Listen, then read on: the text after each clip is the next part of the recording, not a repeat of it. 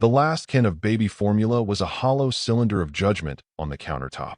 Clara stared at it, her reflection warped and desperate in the metallic sheen. Outside, a cold November rain lashed against the window of her tiny apartment, each drop a tiny hammer against her resolve. Leo, her 10-month-old son, stirred in his crib in the next room, a soft whimper that was a prelude to a full-blown cry of hunger. Her stomach twisted into a knot of pure, acid-laced panic. The pink eviction notice was stuck to the front door, its cheerful color a mockery of her situation. Her final paycheck from the data entry job she had lost last week had barely covered the electricity bill. Her bank account held a pathetic $7.32. She had no family to turn to, no friends who were not struggling themselves. There was only one person left, a last resort she had sworn she would never take. Her fingers, trembling, found her phone. She scrolled through the contacts until she found the name. Hannah, her estranged older sister. They had not spoken in 3 years, not since a bitter argument over Clara's refusal to give up on Leo's deadbeat father. Pride was a luxury she could no longer afford. Leo needed to eat. She typed out the message, each word a fresh humiliation. Hannah, I know it's been a long time. I'm in trouble. I wouldn't ask if it wasn't an emergency.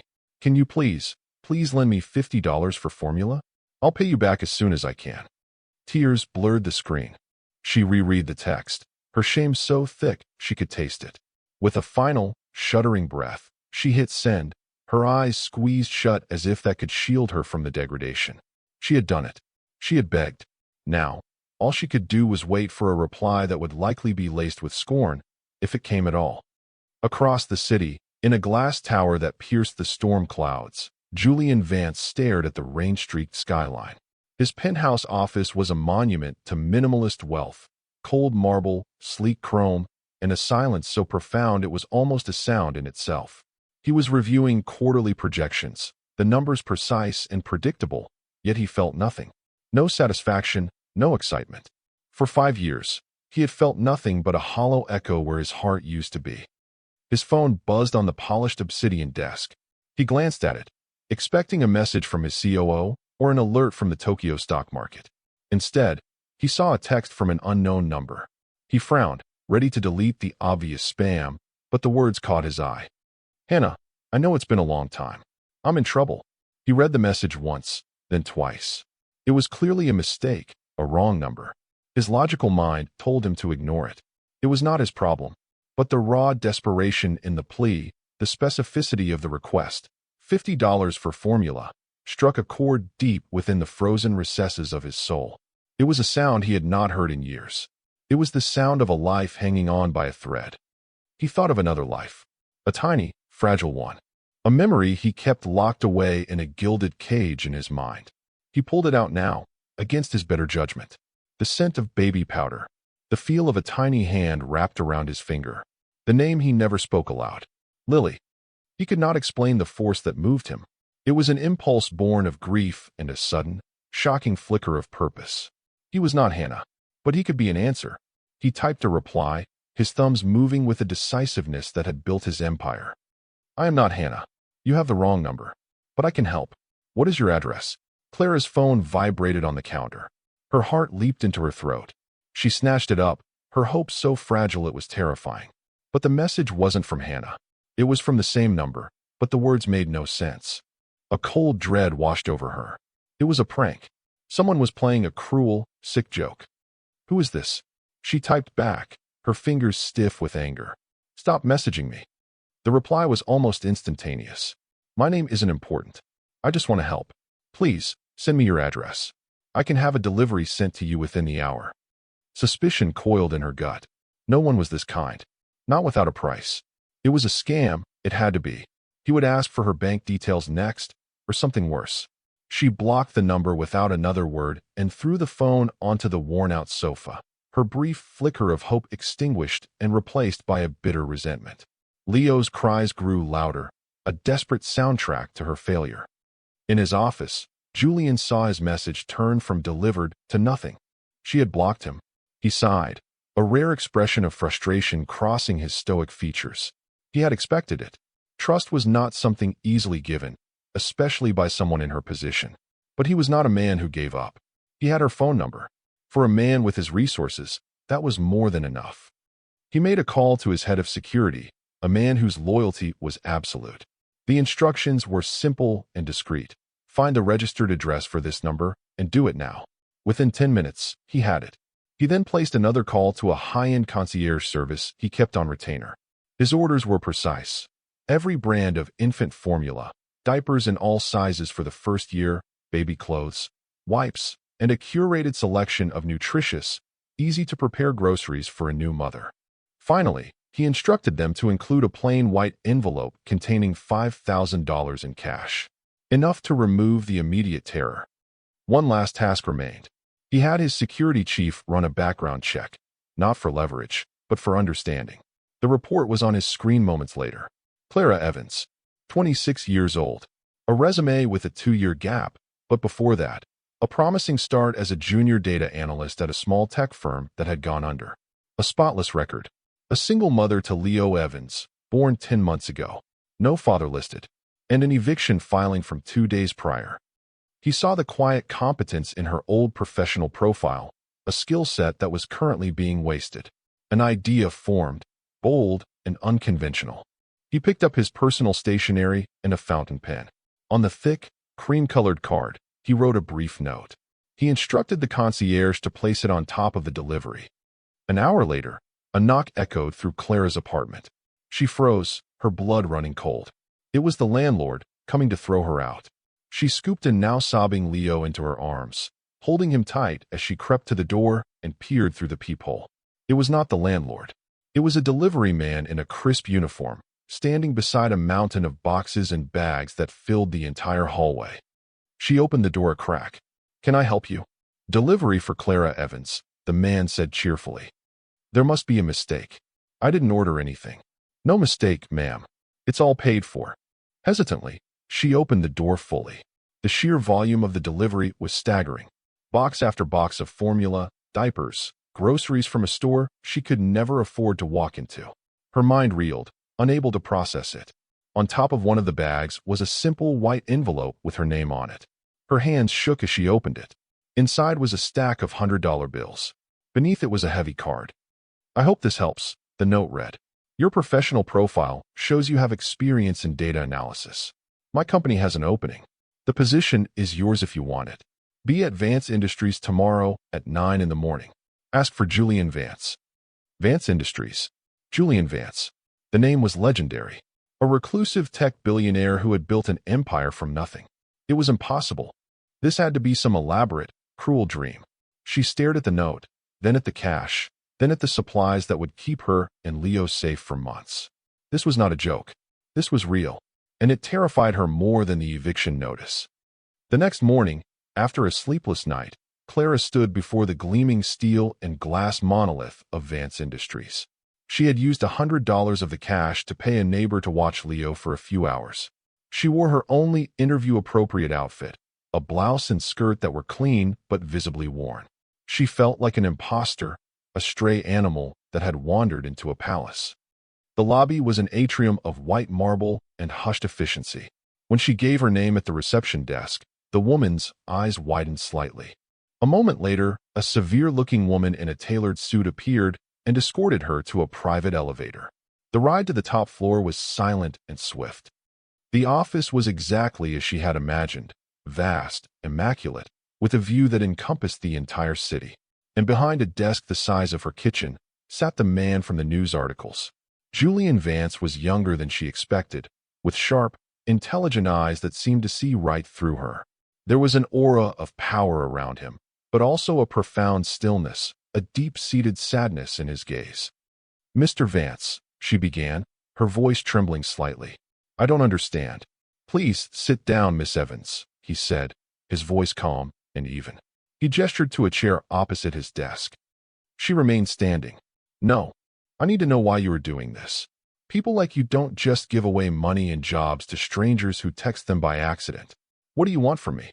What's the catch?" Her voice was sharper than she intended, fueled by a lifetime of disappointments and the fierce, protective instinct of a mother. Julian looked at her, truly looked at her. He saw the pride warring with her fear, The exhaustion etched around her eyes, the strength that held her together. He knew then that a simple explanation would not suffice. He could not tell her he just wanted to help. She would never believe it. She deserved the truth. He stood up, his movements fluid and deliberate. "You are right. There is more to it." He walked past her, toward a discreet door set into the paneled wall. "Please, come with me." Her suspicion flared, but curiosity and a strange sense of trust in his sad eyes compelled her to follow. He led her into a small, softly lit room. It was not an office. It was a private study, filled with books. On a small table beside a leather armchair was a single, silver picture frame. He picked it up and held it out to her. The photo was of a smiling woman with warm eyes, holding a baby wrapped in a pink blanket. The baby was tiny, with a tuft of dark hair, just like his. 5 years ago, Julian said, his voice losing its corporate polish, becoming rough with an emotion he rarely allowed himself to feel. "My wife, Elena, and our daughter, Lily, were on their way home from the hospital. A drunk driver ran a red light." He paused, swallowing hard. The silence in the room was heavy with the weight of his unspoken grief. "I lost everything that mattered in an instant. For 5 years, I've just been existing. Building this company, making money, it was all a distraction. A way to not feel. Then, last night, your message came through. A mother, desperate to feed her child. It was the first thing that has broken through the noise in a very long time." He looked away from the photo and met her eyes. "When I help you and your son, it feels like I am doing something for them. It feels like I'm honoring Lily's memory. It's selfish, I know, but it's the truth. I don't want anything from you, Miss Evans. I just want to help. The job is real. Your skills are valuable. Please, let me do this." Clara stared at him, the photo in her hand feeling impossibly heavy. The puzzle pieces of his bizarre, overwhelming kindness clicked into place. This wasn't charity from a bored billionaire. It was an act of penance, of remembrance. Her anger and suspicion evaporated, replaced by a wave of empathy so powerful it almost brought her to her knees. She understood loss. She understood doing anything for your child. "I am so sorry," she whispered, her voice thick. She handed the frame back to him. "I'll take the job." Clara thrived at Vance Industries. The work was challenging, and for the first time in years, she felt her mind come alive. Julian was a demanding boss, but a fair one. He arranged for a high-quality daycare in the company building for Leo and gave her a flexible schedule. A quiet, respectful professional relationship formed between them. But underneath, something deeper was growing. They would often work late, and their conversations would drift from spreadsheets to their lives, to Leo, and sometimes, carefully, to Lily. As their trust grew, a shadow fell over the company. Marcus Thorne, a senior board member and a longtime rival of Julian's, began to raise questions about financial irregularities in a new division, the one Clara now managed. He was charming and slick, his accusations cloaked in feigned concern for the company's integrity. One afternoon, Julian called Clara into his office. His expression was grim. "Marcus has launched a formal inquiry. He's found a series of encrypted transactions that look like embezzlement, and he's managed to trace the digital signature back to your terminal." Clara felt the floor drop out from under her. "What? That's impossible. I would never." "I know," Julian said instantly, cutting her off. His belief in her was absolute and unwavering. "He's framing you, Clara. He's wanted control of this company for years. He sees you as my weakness, a way to get to me." "What do we do?" she asked, her voice shaking. The security she had just begun to feel was dissolving into a familiar terror. "We fight back," Julian said, his eyes hardening. "He's a snake, but he's a sloppy one. The evidence is there. We just have to find it before the emergency board meeting he's called for Friday." For the next 48 hours, they worked relentlessly. Julian gave her full access to the company's servers. They holed up in his office, fueled by coffee and a shared sense of purpose. Her analytical mind, which had been dormant for so long, was sharper than ever. She sifted through layers of code and financial data, following the faintest of trails. Julian worked beside her, using his knowledge of the company's architecture to guide her. In the crucible of this crisis, their professional bond melted away, revealing the deep affection and respect beneath. Late on Thursday night, she found it. A nested series of shell corporations, all linked to a holding company owned by Thorne's brother-in-law. It was the smoking gun. She printed out the undeniable proof, her heart pounding with a mixture of triumph and exhaustion. "You did it," Julian breathed, looking at her with an expression of pure admiration.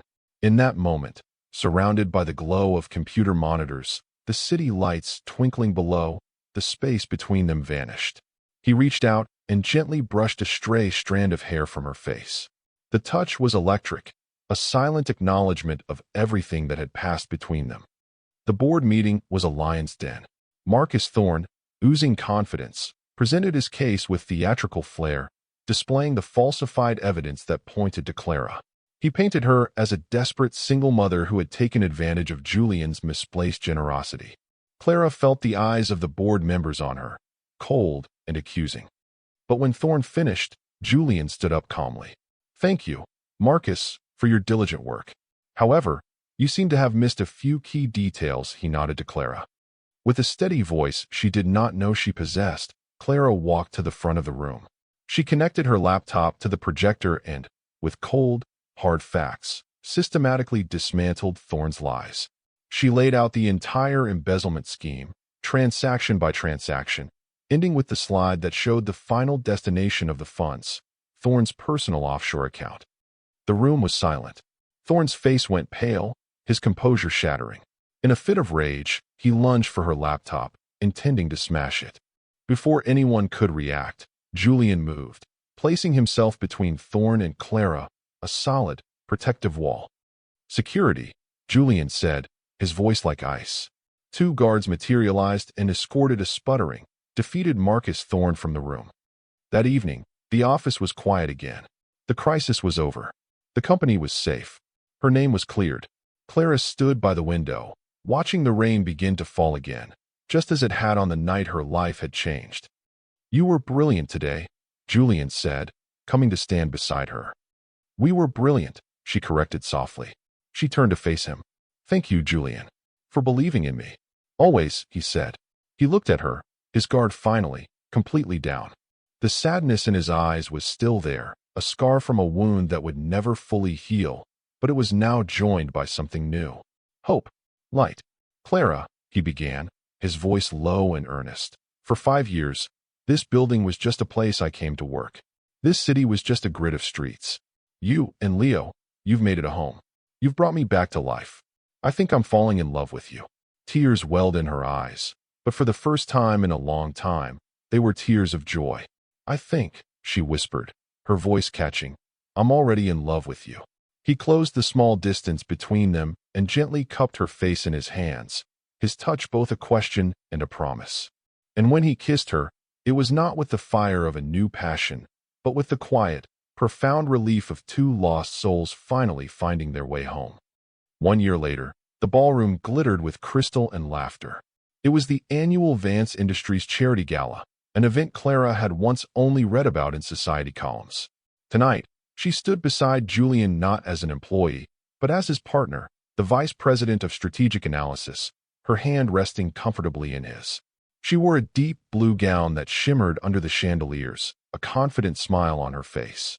Leo, now a happy, babbling toddler, was safely with his nanny for the evening, but he was never far from their thoughts.